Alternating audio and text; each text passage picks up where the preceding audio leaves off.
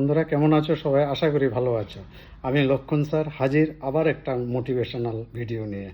কি? শৈশবের চাহিদা এবং এটা কিভাবে আমরা তৃপ্ত করব। শৈশব কি?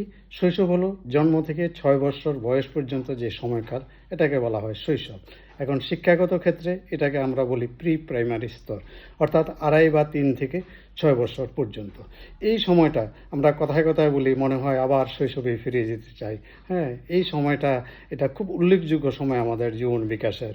এবং শুনলে অবাক হবেন আপনারা যে অনেক মনোবিদরা বলেছেন যে এই সময়ের বিকাশটা যদি পর্যাপ্ত পরিমাণে না হয়, বড় হলে কিন্তু আর সেই বিকাশগুলি হয় না।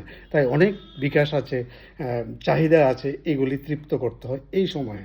সাধারণত 3টা চাহিদা, দৈহিক, সামাজিক এবং মানসিক চাহিদা এই সময়ে দেখা দেয়।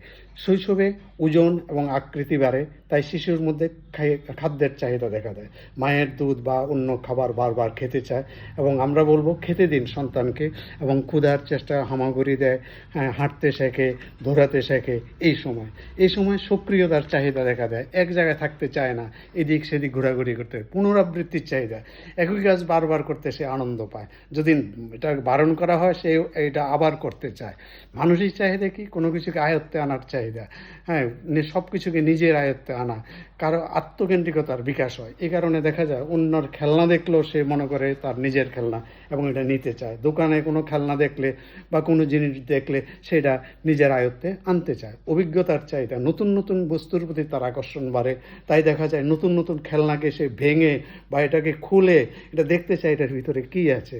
হ্যাঁ, এটার উৎস খুঁজে। নিরাপত্তার চাহিদা এই সময় শৈশব বের সন্তানেরা বুঝে শৈশবে যে কে আদর করে কে আদর করে না। দেখবেন সব ঘরে কিন্তু বাচ্চারা যায় না, কিন্তু হ্যাঁ, যেখানে আদর পায় সেখানেই তারা যায়।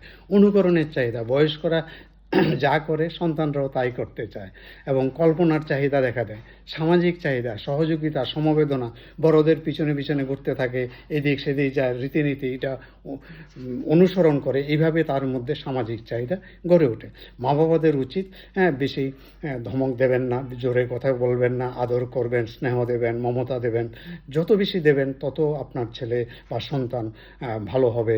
এবং পর্যাপ্ত ঘুমোতে দিন, পর্যাপ্ত খেতে দিন এবং শরীরের প্রতি নজর রাখুন এবং কখনোই তাকে বেত দিয়ে মারবেন না। থ্যাংক ইউ সবাইকে।